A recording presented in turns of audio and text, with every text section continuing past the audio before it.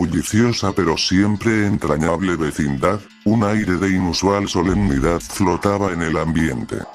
No era por una escasez de tortas de jamón, ni porque don Ramón se hubiera escondido para no pagar la renta, sino por una tarea impuesta por el profesor Girafales.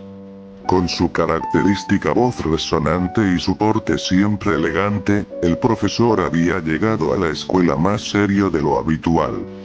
Sus ojos, normalmente llenos de una chispa pedagógica, parecían velados por una preocupación genuina al presentar el nuevo proyecto. Queridos alumnos, comenzó, ajustándose la corbata, la madre naturaleza, nuestra Pachamamá, nos está enviando señales de auxilio. Es nuestro deber, como habitantes de este hermoso planeta, escucharla y actuar. Miró a la clase, deteniéndose especialmente en el chavo, quien, ajeno a la gravedad del momento, jugaba con una canica bajo su pupitre. Este mes, realizaremos un proyecto crucial sobre el ahorro de energía y el cuidado del medio ambiente. Cada uno de ustedes recibirá un medidor de consumo que, dependiendo de su uso, mostrará 3 colores. Rojo para la sobreexplotación, amarillo para el uso moderado, y verde para un consumo leve y responsable. El profesor Girafales, con un gesto grave, sacó una imagen de su portafolios. No era un dibujo, ni una fotografía de revista, sino una representación cruda y perturbadora. En ella, un armadillo, con los ojos inyectados de un rojo intenso, yacía cubierto de una sustancia oscura y viscosa, claramente petróleo. La imagen era tan vívida y desgarradora que incluso la Chilindrina, conocida por su dureza, soltó un sollozo. Kiko, que solía reírse de todo, se quedó mudo, su globo desinflado en la mano.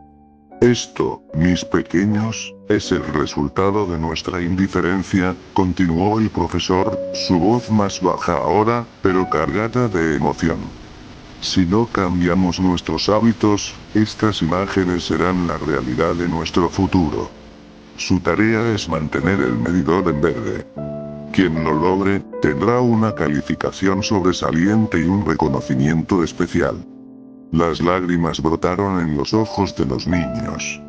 La Poppy se limpió una lágrima con un pañuelo de encaje, ñoño se abrazó a sí mismo, y Gorínez, por una vez, no estaba divagando.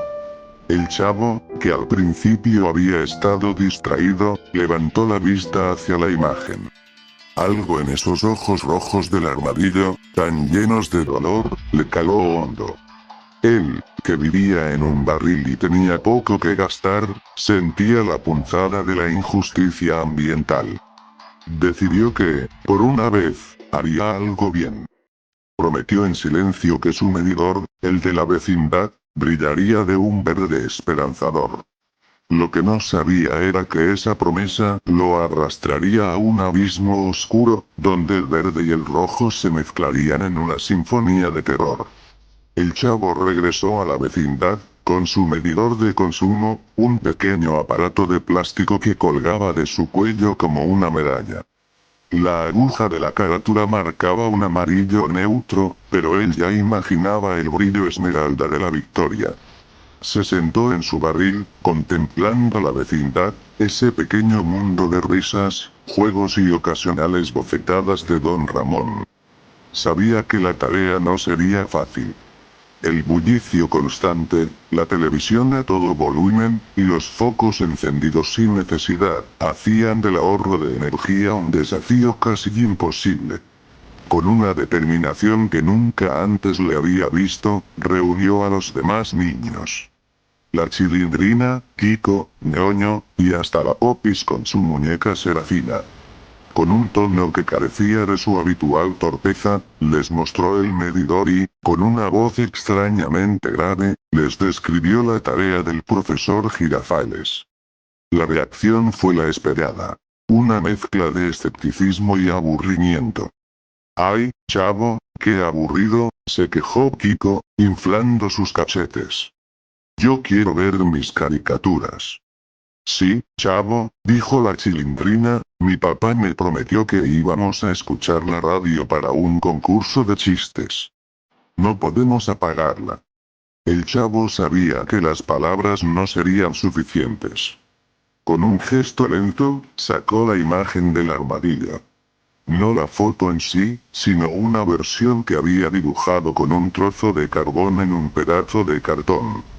Era una recreación grotesca, los ojos del animal pintados con una sustancia rojiza que parecía sangre, y su cuerpo cubierto de un material oscuro.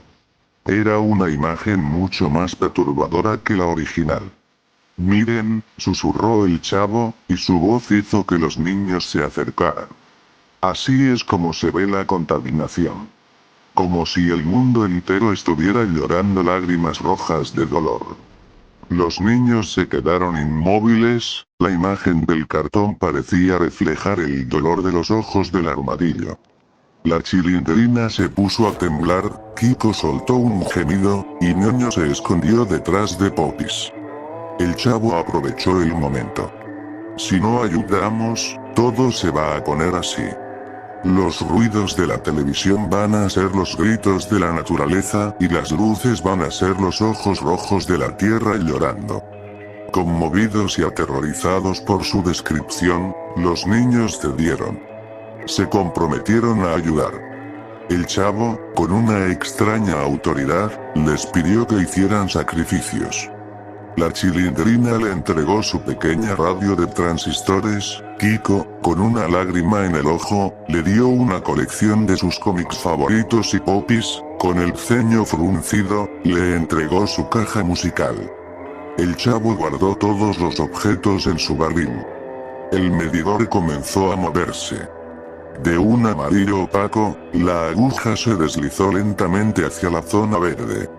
La sonrisa del chavo, iluminada por ese brillo, era extrañamente amplia. Los niños, aunque un poco tristes por sus pérdidas, sentían un extraño orgullo. Lo que no sabían era que ese pequeño pacto era solo el principio de una obsesión que convertiría el hogar de su infancia en un lugar de pesadilla, donde la inocencia se rompería en mil pedazos. Durante los días siguientes, la vecindad se transformó en un lugar extraño y silencioso. El medidor, colgado de la puerta de su barril, brillaba con un verde intenso, casi sobrenatural. El chavo se había convertido en el guardián de la luz y el sonido.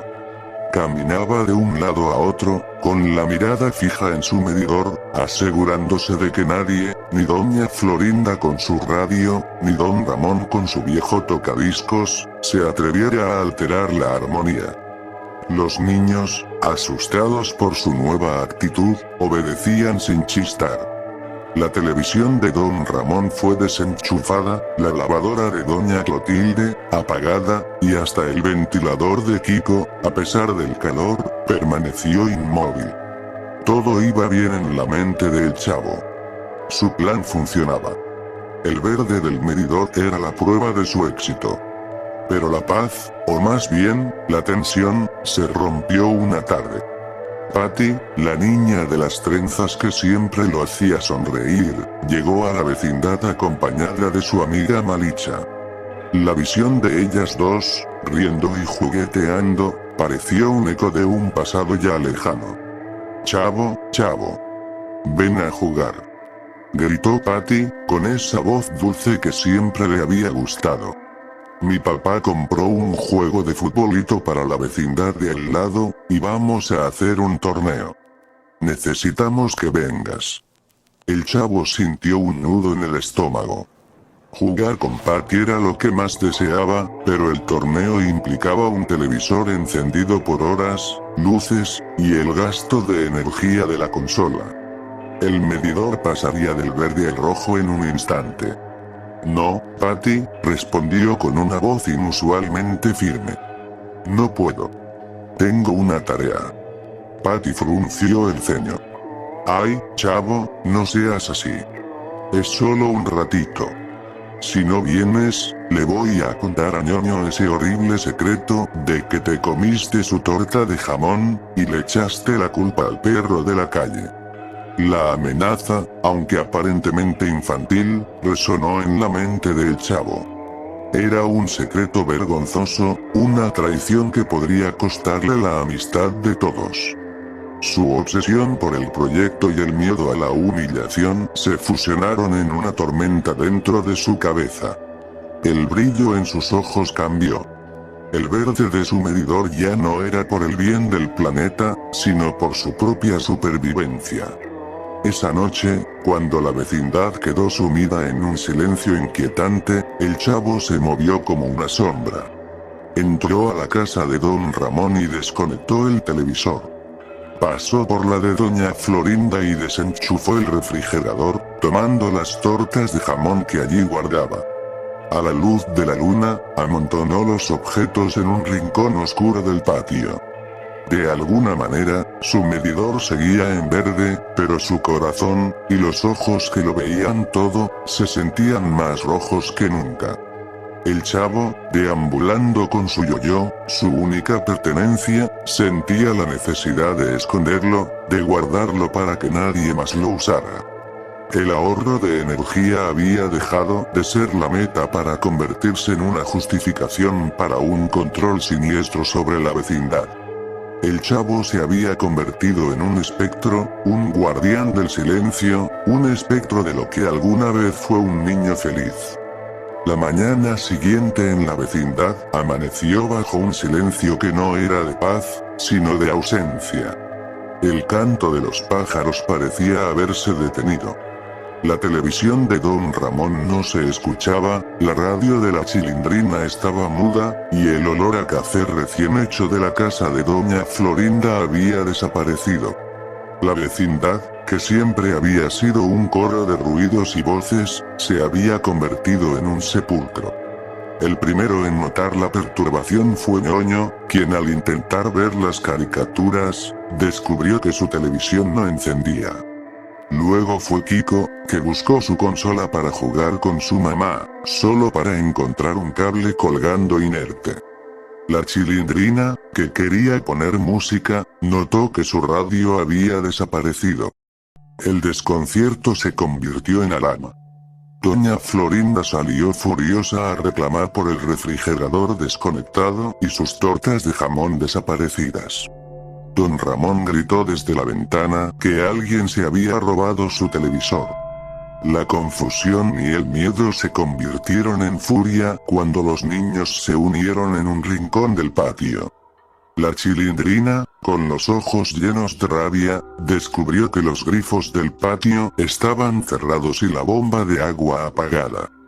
El chavo, en su obsesión por mantener el medidor en verde, había llegado al extremo de cortar el suministro de agua para evitar que la gente la usara. Ñoño, el más afectado, se dio cuenta de que no había agua para lavar la ropa. Los niños, sucios y sedientos, no podían entender lo que pasaba. El pacto de la inocencia se había roto. Kiko, con la cara roja, señaló hacia el barril del chavo. Allí. Tiene que estar allí. Gritó. Todos se acercaron con la furia reflejada en sus rostros. Desde la entrada, doña Florinda y don Ramón observaban, sin comprender del todo lo que ocurría. El chavo, sintiendo la rabia colectiva, trató de huir, pero se vio acorralado. El chavo. Traidor. Gritó la Chilindrina. Nos dijiste que era para ayudar, y nos quitaste todo. Tú tienes todas las cosas. El chavo, nervioso, trató de defenderse. No es mi culpa. Patty me amenazó. Tuve que hacerlo para que el medidor no se pusiera en rojo. Sus palabras cayeron en oídos sordos. Para ellos, era una justificación egoísta. La Chilindrina se abalanzó sobre él, con sus ojos ahora inyectados de un rojo furioso. El medidor se puso verde con nuestras cosas. No es por la naturaleza, es por ti. Eres un tramposo y un ladrón. Kiko, con la boca torcida por la ira, se le acercó peligrosamente. Los demás niños lo siguieron, formando un círculo cerrado a su alrededor. Ya no eran los inocentes niños de la vecindad. Sus rostros, antes alegres, se habían transformado. Sus ojos, antes llenos de risas, ahora ardían con una luz escarlata que recordaba a los del armadillo de la foto. El chavo, solo y aterrado, se dio cuenta de su error, pero ya era demasiado tarde. La confrontación había superado el juego y las peleas de niños, y se había sumergido en algo mucho más oscuro y peligroso. La Chilindrina se abalanzó sobre el chavo, con la furia de una leona traicionada. Sus pequeños puños se cerraron y golpearon el pecho de su amigo, pero no era un juego, no era una pelea de niños. Kiko se unió, golpeando a su lado, sus mofletes ya no estaban inflados por la ira sino contraídos por un odio genuino. Ñoño, el más grande y torpe, trató de derribarlo, y Godínez, en un ataque de pánico, le pateó la espinilla. El chavo, aterrado y acorralado, solo podía ver esos ojos rojos, que parecían la viva imagen del armadillo que había dibujado. Ya no eran sus amigos, eran sombras escarlata que buscaban venganza. En un desesperado intento por liberarse, el chavo agitó sus brazos. No pensó en lo que hacía, no tenía un plan. Era un animal acorralado, defendiéndose. Con un movimiento brusco, empujó a la Chilindrina, quien tropezó con una lata de leche vacía que estaba en el suelo. Su cabeza golpeó contra la pared del patio con un ruido seco y terrible. Un hilo de sangre, tan rojo como los ojos que lo perseguían, comenzó a correr por su frente. El grito de horror de Kiko se ahogó en un sollozo. Su ataque se detuvo de repente, al igual que los de los demás niños, que solo podían mirar el cuerpo de su amiga. Pero el terror del chavo no le permitía detenerse. Viendo a Kiko como la siguiente amenaza, lo empujó con una fuerza sobrenatural. Kiko, con sus brazos extendidos, cayó sobre el pozo sin tapa del patio, hundiéndose en la oscuridad húmeda con un chapoteo. Su último sonido fue un grito ahogado. El pánico se apoderó de los otros niños. Ñoño, la Popis y Godínez trataron de escapar, pero sus piernas infantiles eran torpes. El chavo, con su mente ya quebrada, se abalanzó sobre ellos, empujándolos sin piedad contra las paredes de la vecindad. El silencio que siguió a los últimos golpes y lamentos, fue mucho peor que cualquier ruido. Cuando los adultos, alertados por el caos, llegaron al patio, encontraron a el chavo de pie en el centro, el medidor en su cuello parpadeando con una luz roja intermitente. Estaba cubierto de tierra, su ropa rasgada. A su alrededor, la escena era un mural de horror. Cuerpos pequeños, quietos y sin vida. La vecindad, un lugar de juegos, se había convertido en su tumba. Las autoridades llegaron poco después, pero el misterio y el horror impidieron que la verdad saliera a la luz.